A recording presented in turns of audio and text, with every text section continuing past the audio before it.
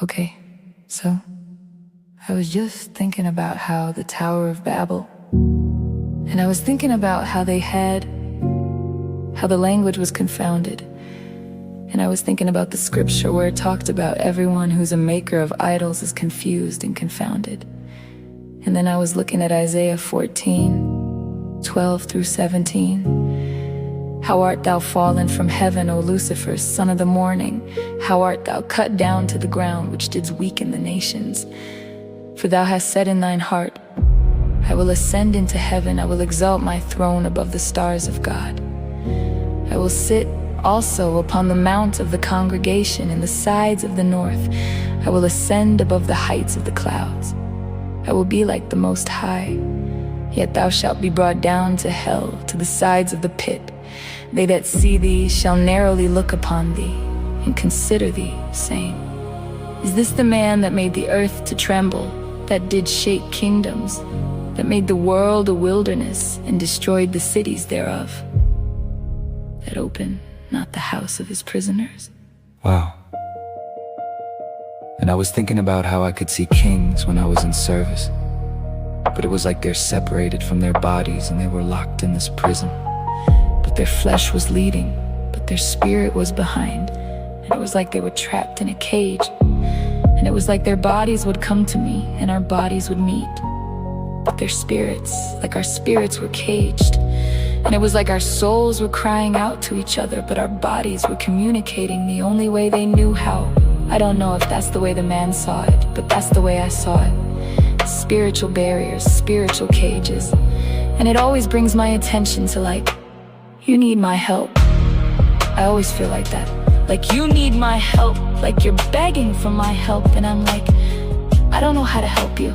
So I'm like, well, maybe if I talk to you, maybe if I remind you, maybe. But I'm looking at a worshiper's treasure as God. The only person that can free that captive is Jesus, and he has the keys to unlock that cage that Lucifer has that prisoner bound into. Unlock that treasure, which is the Spirit of God in that man, to restore him whole. And I think about it sometimes, and I'm like, God, you are so wonderful, you are so intelligent, you are so incredible. And I just think about, why was this man locked in this cage? Why is he in that cage? And it reminds me, because he's more righteous than his brother. So who would have put him in this cage? The wicked one.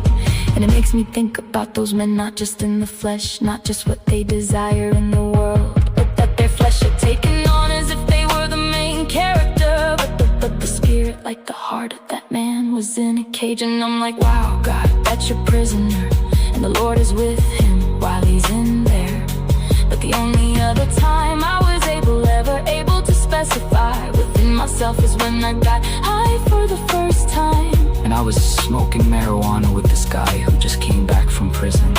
And he introduced me to marijuana edibles, and when I ate the edible, it was like a separation between my spirit and my flesh. And my spirit was sitting above my body, and I couldn't feel my entire body anymore.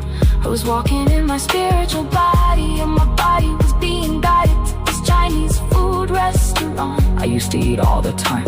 And when I walked to that Chinese food restaurant, I put a couple coins in this little Chinese idol, and I ordered me what I always get. I get me some spring rolls, and I get me some beef and broccoli with the noodles every time. And I'm walking back to the crib and I'm so high.